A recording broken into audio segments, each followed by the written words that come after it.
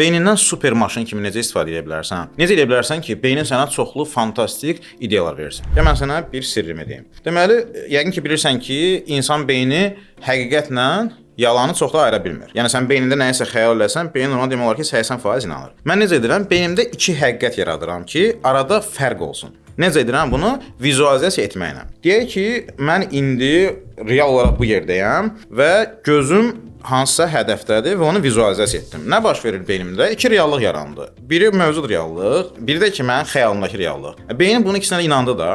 Nə baş verir? Beyin düşür stresə. Sən bilirsən ki, bu bir reallıqdır. O düşünür ki, bu ikisi də realdır. Və bu stresli aradakı fərqi qapamaq üçün beyin başlayır sənə çoxsaylı ideyalar verməyə ki, bu fərqi qapayasan. Çünki ona çatmır ki, burada nə baş verir? Sən burdasan, həm də burdasan. İndi təzə bir nöqtə çəkək, bunu verək yuxarı. Səncə beynin hansında daha çox ideya verəcək sənə? Bu nöqtədə çox ideya verəcək, yoxsa bu nöqtədə? Təbii ki, yuxarı nöqtədə. Nəyə görə? Burada hədəf böyükdür. Sən hədəfi böyütdükcə beynin daha çox stresə düşür. Gəl adi misal deyim. Deyək ki, sən indi qazanırsan ayda 1500 manat və istəyirsən onu 1600 manata qaldırasan. Beynin sənə hansı ideyalar verəcək? Deyəcək ki, özünü daha yaxşı apar işdə. Nə bilim, ingilis dilini biraz təkmilləşdir və s. 2-3 ideya. Amma düşünək ki, sən 1500 qazanırsan və gözün 5000 manatdadır. Beynin sənə hansı ideyalar verəcək? Daha çox ideya verəcək. Deyəcək ki, nə bilim, get yeni dil öyrən, hansı yeni bazarlığı öyrən, sonra işdən çıx, özünə yeni kənar iş qur, işdən kənar Upwork-a qoşul, orada konsultasiya ver və s. və s. Mən bu videonu çəkdikcə özümün ağlına gələn ideyalar bu oldu da, xəyali olaraq ora qayıtdım.